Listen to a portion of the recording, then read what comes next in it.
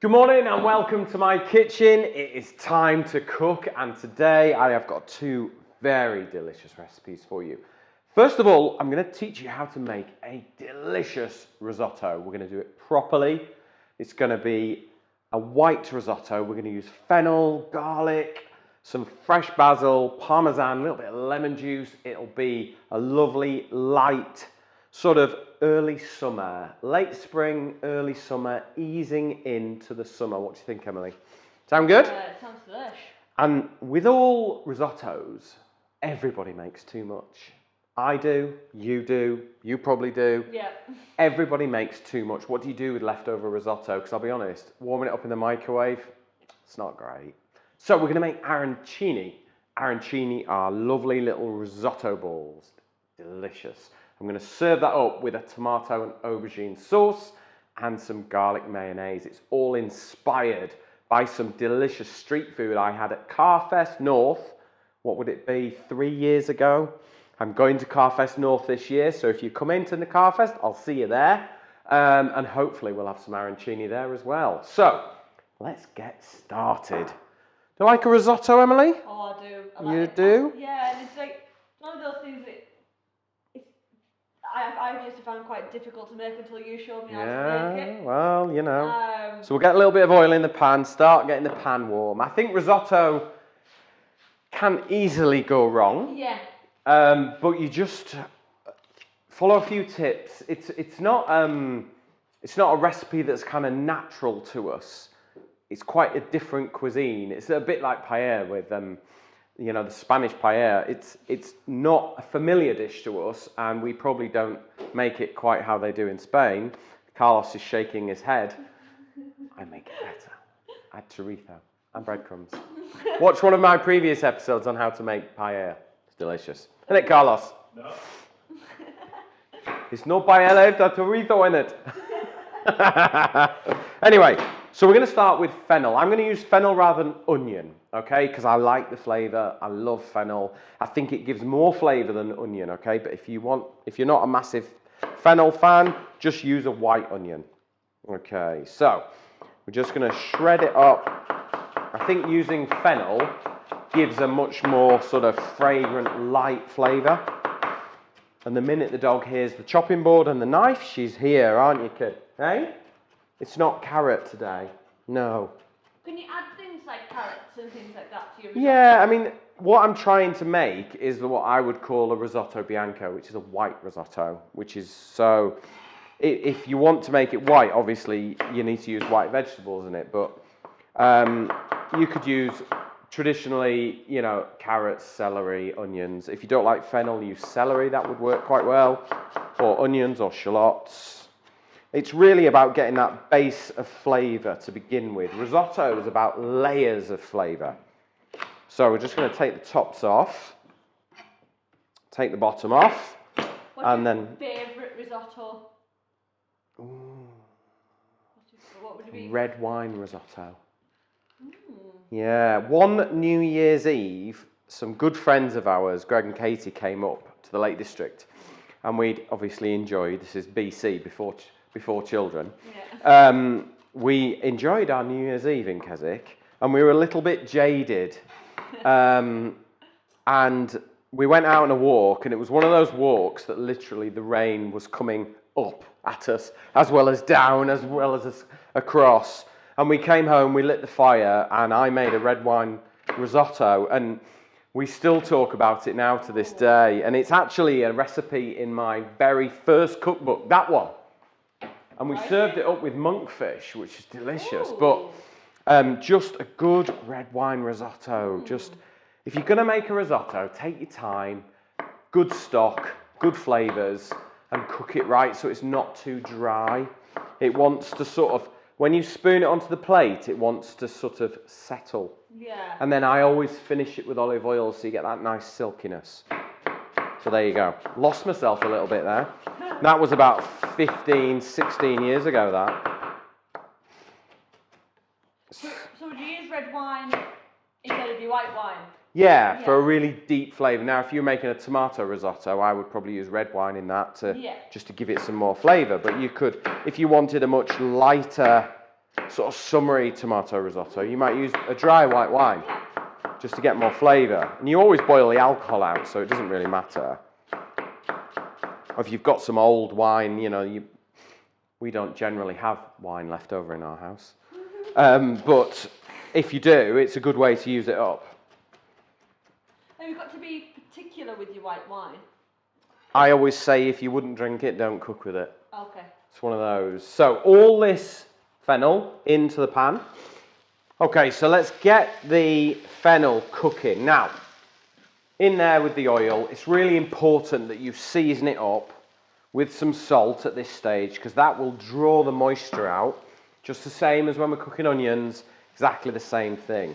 Draw the water out, it evaporates, intensifies the flavour. So let that tick over for a minute. I'm just going to put a couple of these on. Now, if you want the recipe from today, which you haven't seen it yet, but you will because it's good, scan the QR code along the bottom. That will take you straight to masterclass.co. You'll find the recipe there for this week's episode, as well as all the others. I think we're on episode 66, something like that now. So we've got a whole library, both on Facebook, on Masterclass's Facebook page, and we've also got a library on my YouTube channel, Peter Sidwell. You can find all the episodes there. So there's plenty to keep you going. So we'll give that a little shake. Now we're going to get some garlic in. I'm going to use some normal traditional bulb garlic. And I'm going to finish with a bit of wild garlic because it's in season. And I've got loads of it growing everywhere. So obviously you use the leaf in your cooking. Why don't you put it in when you put this garlic in? If I put it in now, I'll lose it. Right. Whereas if I put it at the end, I get the nice delicate flavour. Because I mean, if you look at a wild garlic leaf, there's nothing to it. It's a delicate little leaf. A bit like you, Emily. Delicate. Oh, thanks. Whereas bulb and cloves of garlic is a bit more robust and gutsy, like you, Carlos. Thank you. We are experienced as garlic. It's a bit like basil. You wouldn't put it in at the start because it'll disappear in the cooking process. Put it in at the end, and you get all the flavour. So it's like 2 layers of garlic. Nice. More garlic the better. Yeah, more garlic the better. Keeps unwanted pests away. He knows who I'm talking about. Right, okay. So the fennel wants to cook down for 2 or 3 minutes, soften it all up, okay? And then we take our risotto rice. So this is arborio rice. So this is a short grain rice, very high in starch. So it's sort of quite creamy. And you need to use this type of rice to get that creaminess from your risotto without adding cream, because that is just like an absolute no-no. You do not add cream to risotto. You create the creaminess from butter and from rice. Okay, so generally 1 portion plus 1 for the pot. The recipe says 400 grams, okay? I'm being very good. I've weighed it out for you. Very rare that I weigh things out. I tend to wing it, which is why I have to come up with risotto and arancini recipes to use up the leftovers. But we do like an arancini in our house, so. Yeah, rice and pasta are always ones. Nobody can ever get the measurements. I've been cooking 25 years and I still can't do it. No, 30 years. Oh my goodness. Have I really been cooking 30 years? Yeah, I have. I'm 45. Goodness me. That number keeps growing. And I've aged to about 15. Couldn't possibly comment. So it's really important that you stir the rice around because we need to crack the rice, which releases the starch. And the way to do that is through the cooking process. So getting that dry sort of pan to begin with is really, really important. So it's really important once you've got the risotto rice in that you give it a little cook for a few minutes. I'm just going to add a touch more oil. And the reason for this is you need to crack the rice to release the starch, and that makes for a creamier risotto. If you just whack all the liquid in straight away, you're not really cracking it. It's not able to release as quickly. So, white wine in. There we go. That'll do just fine. And we're going to boil that down, and that's going to get rid of the alcohol and start the flavour off. Okay, now, I've got some Parmesan cheese, which we're going to use at the end. We're actually going to put the skin of the Parmesan in, because there is bags of umami flavour, which is savoury. So pop that in, we'll fish it out later. Is there any other cheeses you could do that with? Pecorino, yeah. Which is kind of, you find pecorino all over Italy. It's sort of their, it's a bit like our cheddar, it's their staple cheese that everyone makes it all over the country, whereas Reggiano Parmesan is only made in Emilia-Romagna, and it's a particular cheese, but yeah, so you can cut the skin off pecorino and do it that way as well. But it's just got bags of flavour in, so you might as well use it. For years, we're all throwing it away, actually. There's so much flavour in. So, we'll just give that a little stir, and you can see that the rice is starting. Can you see that, Emily? Yeah. It's absorbing the liquid straight away. We've given it a really good toast as well. So there's going to be lots of nutty flavour in there from the toast of the rice as well. And then add your stock a little at a time, okay? And stir. Now, this week's competition, I'm going to give another one of these pans away. They are amazing. Masterclass, cast aluminium, 4.5 litre shallow. This is mint green. It is my go-to pan, and I want you to win one as well. So make sure you like, comment, and share this video with all your friends and family, and that will enter you into the competition. I will randomly pick a winner next week, and I'll send you a direct message on Facebook Messenger, tell you you've won, and the lovely people at Masterclass will send you one of these pans. You'll want one, you'll want the whole set. There's little ones, there's bigger ones, they're brilliant. So, in with our stock. So this is vegetable stock. You could use chicken stock if you wanted to, absolutely fine. But I'm making this completely vegetarian. If you were to add meat to it, is there any particular ones about fish? Do you add fish or? You could do, yes, if you wanted to. You could serve it with some meat if you wanted to. I don't know whether you need to. What I'm actually going to serve this risotto with, and you've led me onto it perfectly, Emily. I've got some Parma ham here. So you know the really thin, sliced, air-dried ham that you get in Italy? You also get it in Spain as well. I'm going to put this in the oven at 150 degrees until it's crispy, like glass. And it means you can crumble it on the top of the risotto, and it will be amazing. You get these little nuggets of saltiness. It's delicious. So we'll pop that in, but it's optional. You don't have to at all. I think risotto is good on its own. You don't need anything. It's already got the flavour, hasn't it? Bags of flavour. You could sprinkle some pine nuts on if you wanted a bit of crunch. You know, you could stir some basil in at the end, some spinach, all sorts. I think I remember you teaching me how to do it was a mushroom risotto. With like dried mushrooms. Yeah. If you're going to make a mushroom risotto, I actually like to use a blend of dried as well as fresh. Get all the water out, fry off the fresh, rehydrate the dried ones with boiling water and add them to your risotto, and you get a really meaty kind of texture from the mushrooms. I love a mushroom risotto. Love it. The only reason why I've gone fennel is because my family don't like mushrooms, so it would be a waste. But you could do any flavor. You could do any flavor risotto you like. Some people in Milan, they do a saffron risotto. Oh, wow. So it's stock with like this, but with saffron in it, and they serve it with a slow cooked shin of beef in red wine. Soccobocco, I can't remember. You'll have to Google it, Emily, while we're cooking, so I can remember. But it is a Milanese risotto with shin of beef. Oh, it's delicious. I had it last time I was in Milan working. Nice. Okay, so you can see the risotto is absorbing the liquid, and it's really important that you keep stirring and keep stirring, okay? That's what releases the starch.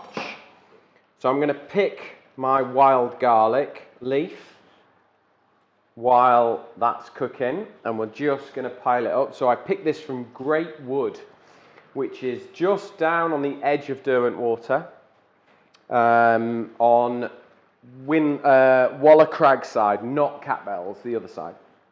There's loads of it this time of year. And you can see, let me show you this, Emily. Can you see, where would you like me to cut into so you can see this? Just bring it a little bit back onto the chopping board. Onto there? Yeah, perfect. So you can see these flowers. Can you see these here, Emily? Yeah. They are just changing into little buds. Okay, and you can pickle those and turn them into capers very soon. So once they've gone past the flower and they go to bud, pick them, pop them into vinegar, and leave them for a month, and then you've got wild garlic capers. They're delicious. Really, really good. So, I'm just going to take my wild garlic, I've rolled it up, and I'm just going to slice it really fine, because we're going to add this in at the end, okay? So if you have any questions about today's recipe, please do post them in the comments below. And obviously, if you want the recipe, scan the QR code on the bottom, which we'll be showing now. That will take you to masterclass.co website where you can get all our recipes as well. And make sure you enter the competition. Comment, like, and share this video. It'll enter you into the competition, and you will be cooking with one of these pans, just like I do, all right? I want to give it away, so make sure you enter the competition, and that will share it with all your friends and family. Lots more people will see our show, and you may well win one of these pans. If you aren't lucky enough to win the pan, go to cookserveandenjoy.com and you can buy one there. But hopefully you'll win it. Right. So you can see we're still absorbing here, Emily, yeah? Yeah. So last of the stock. I'm going in with the lot. All right. And that is going to absorb. So yours on the medium heat? Yeah, we're on number 5 at the moment. You want just like a simmer, a gentle bubble, it just cooking away. Don't try and cook it too quickly. Your risotto should really take about 20 minutes of stirring and adding stock, okay? But remember, when you put it on the plate, it shouldn't sit there like a ball of stodge. It should drop and settle, okay? So, we've got a wild garlic there. I've got some lovely basil leaves here. We're going to finish with some basil as well because, I mean, basil and garlic, it's just, they're made for each other, aren't they, really? Yeah. So, really important with basil, you only chop it once because once you start chopping it more, it will bruise. So a good sharp knife, I'm using the Edge Keeper, cook's knife, 20 centimetre. I just push and roll through. Can you see that all right, Emily? Yeah. So it's not a up and down chop, it's a roll through. That will do. We'll mix our wild garlic leaves and our basil, and that is ready to go. Delicate, full of flavour. It smells like from over here. Yeah, it's good. So let's just move this risotto around. Remembering we've still got our Parmesan rind in there, which is going to give us bags of flavour. We've got Parmesan to finish. And one more ingredient that we need to finish our risotto is some butter. It makes all the difference. So we've got everything we need. Okay, I'm just going to get a bowl or a plate so that our risotto will drop, and I will show you how it should look.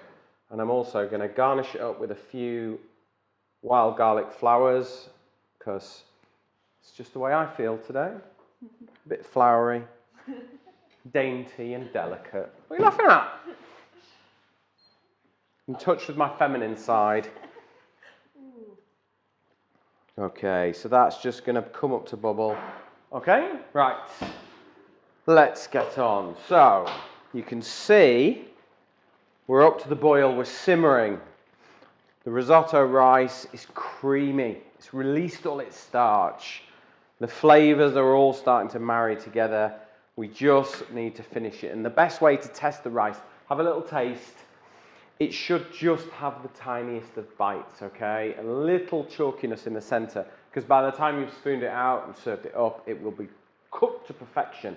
So, in with some Parmesan. This works as seasoning. as well as gives us a nice sort of richness to the risotto as well. So grate it straight in, use a plane like this,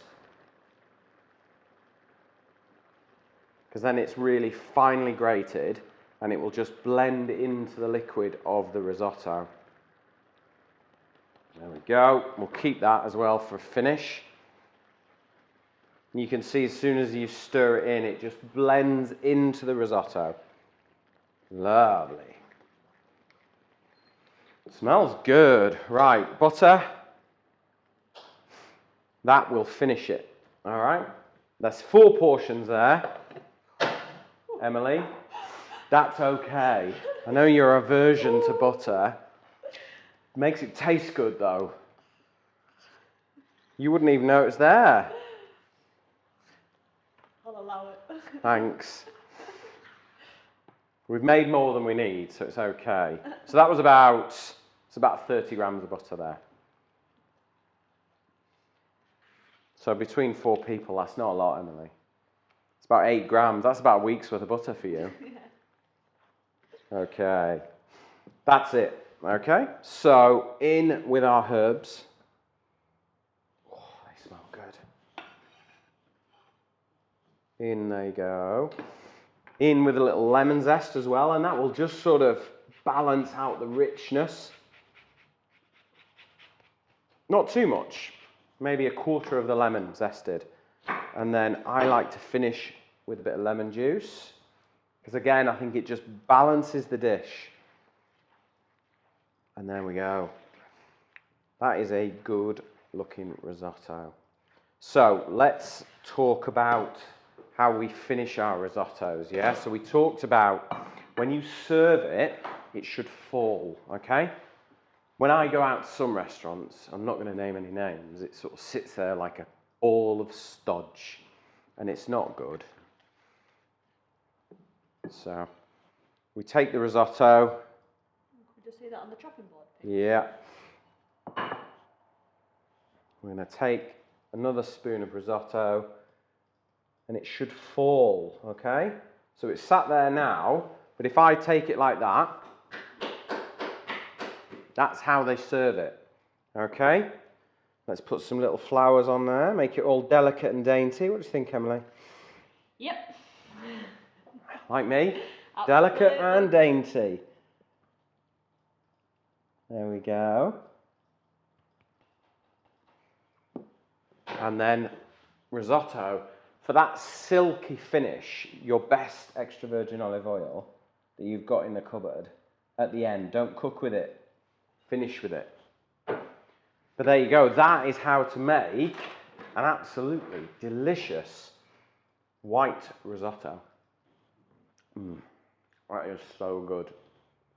So much flavour in there. If you want the recipe for my Bianco risotto, scan the QR code along the bottom or go to masterclass.co, take you to the website. All my recipes are there. You can find it. Go cook it. But more importantly, make sure you have loads of leftovers so you can make my arancini recipe. So I bet you thought I forgot, didn't you? The Parma ham, okay? And you're right, I did forget. I got totally carried away, I started eating and I forgot. But I brought it back into shop because it's so important. It makes it so delicious. So the ham, if you listen to this, can you listen to this, Emily? You hear that? Oh. It's crispy. So now we've got another texture. So if I just drop that into there, and now when you have a little taste, I'm going to let Emily have a taste of this. Now it's got texture. Now if you wanted vegetarian, what I would do is roast some pine nuts or some walnuts, salt them, and get that similar kind of salty crunch, and that would give you a similar effect. But there you go. Let me move that out of the way. That is how to make the most delicious Bianco risotto with wild garlic flowers, fresh basil, and crispy Parma ham on the top.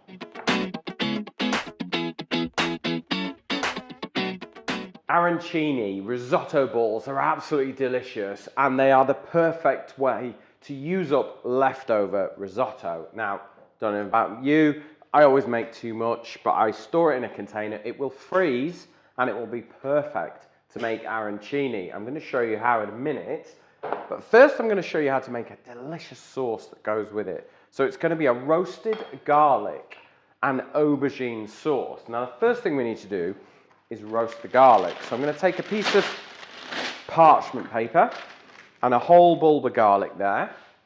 We're going to add a splash of olive oil so it doesn't dry out, sprinkle of salt, and then basically take it, twist it, and pop the whole thing in the oven for an hour. Okay, so pop that in there, it will sit happily for an hour, getting hot, caramelizing, and then you will end up with the most delicious, sweet, sticky roasted garlic that you will want to eat with a spoon. But we're going to add it to a sauce. So the first thing we're going to do for our sauce is get our aubergine in, okay? So we're going to top it and tail it. Like aubergine? Yeah, I do actually.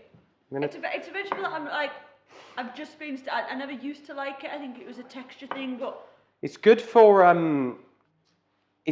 as a sort of a meat replacement. Yeah. You can do a lot with it. Like, I can cut it like that and roast it and then pan fry it in breadcrumbs, and it's a bit like a schnitzel or, you know, things like that. So it works really well.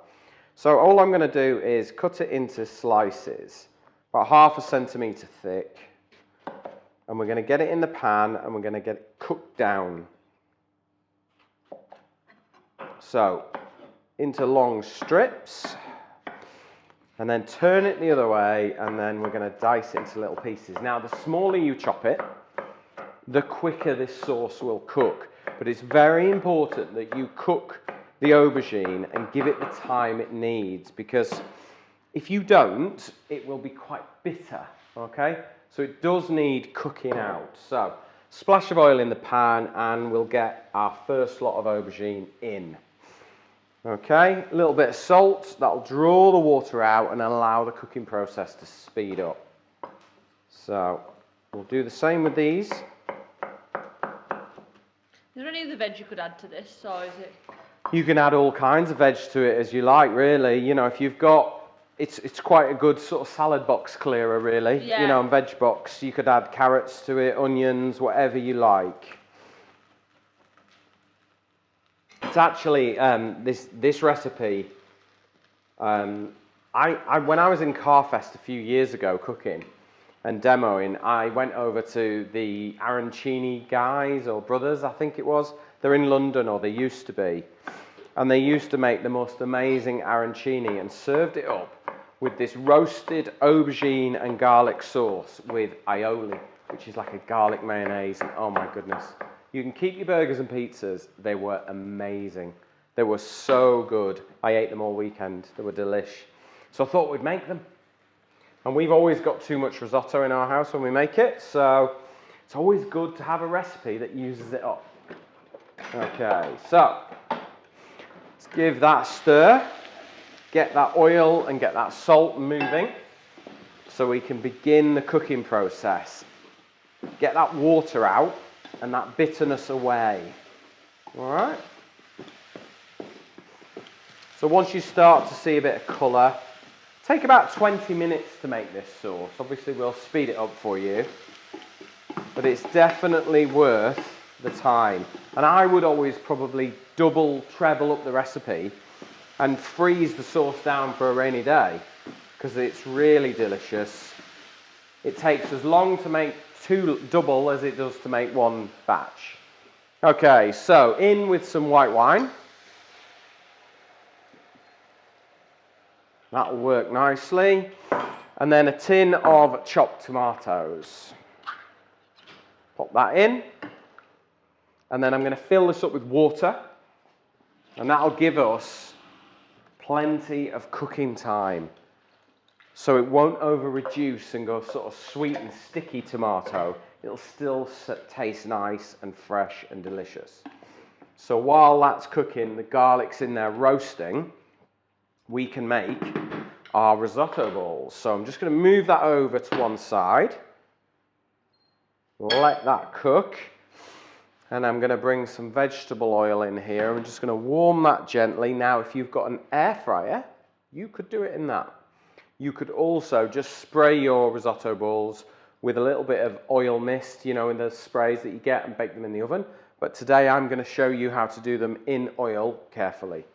Right, so let's take our containers here. So we've got our panko breadcrumbs. I've got my eggs, which we'll crack in. So I've got 3 free-range eggs. So this is what they call paneing. So it's basically breadcrumbing your product. If you were doing chicken, fish, whatever, it'd be exactly the same. So we'll just mix those up. These masterclass containers are brilliant for the kitchen for this job. I've got some plain flour there. Can we see all those all right, Emily? Just bring the chopping board towards you and then move the... Yeah, perfect. Yeah, is that all right? Yeah, perfect. See everything? Good. Okay, so I've got my arancini. No, I haven't. It's my risotto. We turn it into arancini. Ice cream scoop. Take your arancini rice and make a ball, all right? So if it's left over from yesterday or been in the fridge, it should be nice and stiff and it'll hold together really, really nicely. And then just pop it into the flour. So I'm going to show you, I'm going to make, I don't know, 5. But if you were making it at home, you'd use all your rice up, so until you've made enough, okay? So the more you've got, and again, if you're going to go to the effort of doing this, make plenty, freeze them down. They're absolutely perfect for freezing, they really are. They're really good for it. If you can't get a hold of panko breadcrumbs, can you use... You could use normal breadcrumbs or bread, but you've just got to make sure you really dry it out. Yeah. The drier, the better with your panko breadcrumbs, and then they go nice and golden and crisp. Panko are very good because they're super crispy. Yeah. So let's put that to one side. Okay, so I've just washed my hands. They're wet, which is really good actually, because it means I can just carefully shape these risotto balls. Put your head on the overhead camera, please. Yeah, so you can see what's pop going those in there. So if I lean back, so flour dusting will help the egg hold on, and then the egg helps the breadcrumbs hold on. So it's important to take your time and make sure each stage your product is well coated. So coated with flour and in. Because I'm only doing 5, I'm just going to do them one at a time in terms of, I've done all the flour, so I'm done with flour now. Now I'm on to egg, so I'm going to give them a little stir around, and then we'll turn them over, making sure that they get evenly coated, because if the egg isn't on there, the breadcrumbs won't fit. Sorry, they won't stick on there at all. Tell you what, Pete, if you want to bring them up onto the chopping board, you can. Is that better? A little bit easier. Yeah, yeah? Perfect. Okay, so this one is completely covered in the beaten egg. Drop it in and shake. That means I don't have to touch the arancini at all. And it means it can get a nice, even coating. Push it to one side and do the same again. So in with the risotto ball. Can you make these in advance? Yeah, totally, and freeze them. They're really useful. Yeah. You want to make them in advance. I mean, traditionally, it's about using up leftovers. That's what arancini is. Is it better to have the risotto from the fridge? Definitely. You don't want to make fresh risotto and then try and make these. It has to have cooled down, sat in the fridge overnight, firmed up, so that then you can shape them into balls, egg flour and breadcrumb them. Okay, so we're done with the egg. There we go. So they are evenly coated. So at this point, you could freeze them if you wanted to. Okay? So I'm just going to lift these ones out. So they're a good thing to pull out the freezer to be able just to... Yeah, they're brilliant. Yeah. And also, they're really good. Like, if you make more than you need, they're good for picnics. Yeah. Good for packed lunches. Nice cold. Don't have to be hot. Oh, they're nice cold. Yeah, they're lovely. You could always dip them into something. Right, so it's important you get the oil temperature right. Now, I'm going to just check the temperature of this. I want it at about 170 degrees.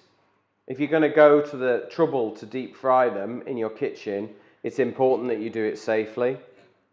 So I'm just going to sit that there. I'm going to turn the heat up a little bit. Oh, it's all smelling good. Yeah. So once they have come out of the breadcrumbs, just take a little bit of time just to gently shape them. All right? So that you know there's no little bits sort of hanging off. They're all evenly coated. All right? You see arancini with like cheese in the middle, is that something Yeah, you can put cheese. A lot of people will put a chunk of mozzarella in the middle if they want to. I don't mind either way, but because we've got a sauce going over the top, I didn't really feel like I needed to put anything in the middle. Yeah. That's the only reason why I'm doing it this way around. I think it's also easier because it's quite hard to fill them and coat them and make sure the cheese stays in the middle. It's not easy, whereas it's much easier to spoon a delicious sauce on, and you know, it's just really good. Right, we're 180 degrees now, so we're going to cook these. And again, I'm going to use one of the Masterclass silicone slotted spoons. I'm not sure what this one is, but it's got a nice shallow bay on it so that I can just drop it in carefully without any spilling, which is the most important thing when you are deep frying at home. So just roll it into the oil. And as I said earlier, you could spray these with oil and bake them in the oven till they're crispy. And to be honest, when I'm at home, I tend to do it that way more than this. But I thought this way you can see them. You can see what goes on. But bake them at 170, sprayed in oil for like 20 minutes until they're really golden and crisp. And then you'll have lovely baked arancinis. There is actually another way that you can do it. When you've got your risotto rice that's cooked, you can press them into muffin tins so that you get a nice mould. Makes it a little bit easier. So we're just going to turn these over now. You see how golden and crisp? They don't take long, do they? No, and what you've got to remember as well is it's all completely cooked in the middle, so it is just about getting them hot. Yeah. Once they're golden and crispy, you could pop them into the oven for 10 minutes just to let them cook evenly through.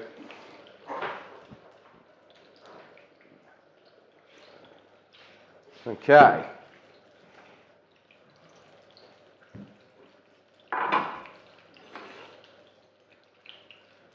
So if you have any questions at all about today's recipes, please do post them in the comments below. I am there to answer your questions and help you out. And if you like this video, please share it with your friends. That really helps us get a bigger audience. It means we can reach further, meet new people, and see what everyone else is cooking. So I'm going to lift these out, drain the excess oil. I'm going to turn the heat off there. And that's them cooked. I'm just going to pop them in the oven while we finish the sauce. Right, you can see the sauce has reduced. And that means the water's been removed, which means it's leaving just flavour. So I'm going to knock that right down. Now let's have a look at the garlic. This is absolutely amazing. You should just do this every week and eat it. Spread it on bread. It is yummy. So let's open that out. And then I'll show you what happens inside. I mean, it just smells so good. How can you get excited over garlic? No, how can you not like garlic? So if you cut it like so, what's happened to the garlic? Can you see that, Emily? Yeah. It's trapped inside its cloves, so as it's heated, the natural sugars that you find in garlic have got hotter and hotter and hotter, and they've caramelized. And you end up with this sweet, almost like garlic toffee. I mean, if I squeeze that, can you see that? Yeah. Look, that goes straight in there, the whole kit and caboodle, So the lot. The end piece that you've got left there, Pete, could you put that in oil to flavour your oil? Yeah, you could do if you wanted to. It's going straight in there. I was going to say, you're going to put it all in But you could put that into oil and you would get a nice flavour from it. Yeah. Definitely. Like Right. you're not wasting anything either, Yeah. so... Right. Where's my cloth? Here's my cloth. Okay, so now that I've put that garlic in there, I've got my stick blender. I'm going to blend this up. You don't have to, if you don't want to. But if you want it as a sauce, I think it's worth blending up. Because now, you know, you can use this with pasta, you can use it with, you can make it into a soup, you can serve it with your delicious arancini. It is going to be a game changer, this one. Right, so last couple of things to do. We've got to taste it for seasoning, okay? Because you've no idea whether it needs more salt, more pepper, what it might need. Ooh, a little bit more salt and a little bit of pepper for me. And then I've got some fresh basil here.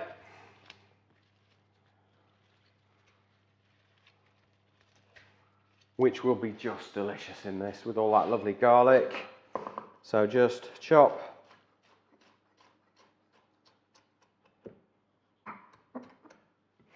There we go, that goes in. And I think we are ready to go.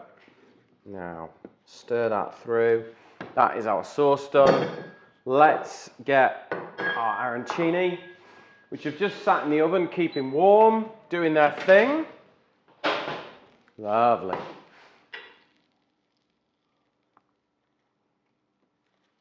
There we go 3 like that. Can you see those? Got one little poking out of the top there. There we go. And then we will take our sauce. Now, what I've also got here is some garlic mayonnaise, which for me works so well with this. This is what I had in the field at Carfest.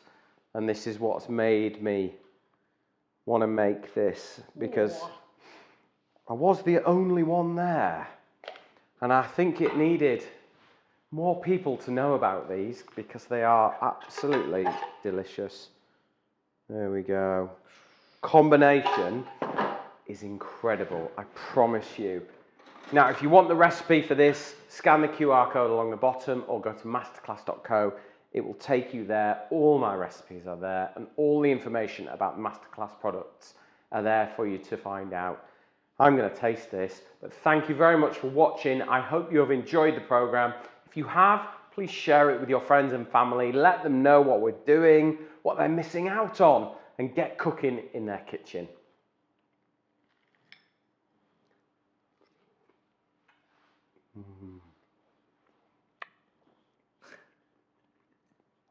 It's good. You should make it.